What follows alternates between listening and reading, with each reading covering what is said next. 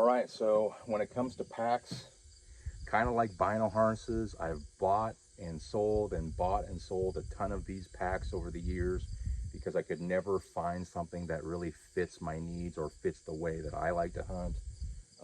In the last couple seasons, I ran a few different Sitka packs. I actually had both versions of the tool bucket.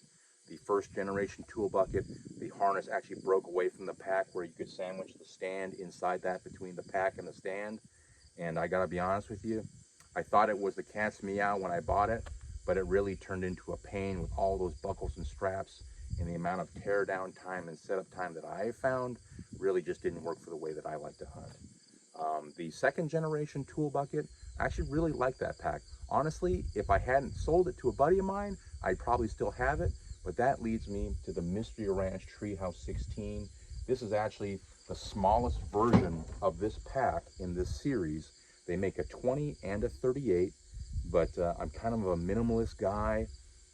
I'm filming this whole gear breakdown on my iPhone. I don't have a big camera or a DSLR. I just prefer to film off my phone. It's just easier and more compact for me. Maybe someday I'll move to a big camera, but for right now, I'm keeping things very simple. And I feel like that's some relatable content for a lot of you guys that are out there trying to record or maybe do some self-filming, but keeping it simple. So the Treehouse 16 is super compact. Like I said, you can't store a bunch of stuff in it, but one of the things that I like about it is this material is really, really soft. And it's soft and quiet.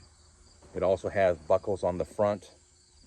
The buckles on the front are great for strapping your bow or climbing sticks to.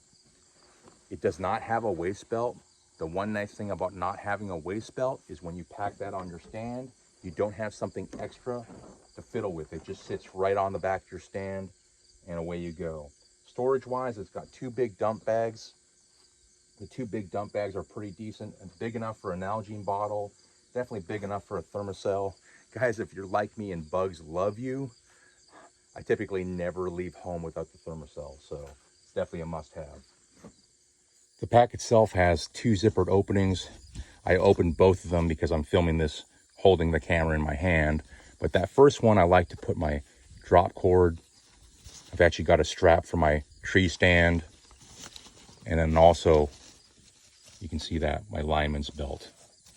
The second opening, I've just got miscellaneous things in there. I've actually got some aiders from Latitude for the sticks. I haven't put on the sticks yet, but you can see down in there, I actually have a camera arm from 4th Arrow. I've got my Dryad saddle harness that I use. So overall, it's, like I said, it's not the biggest pack, but I feel like it's just big enough for what I have to do. And I know in the late season, when it starts getting colder and I have to pack extra clothes, like maybe a jacket like the Fanatic or a Stratus jacket, I've got a long walk in and I don't want to wear it.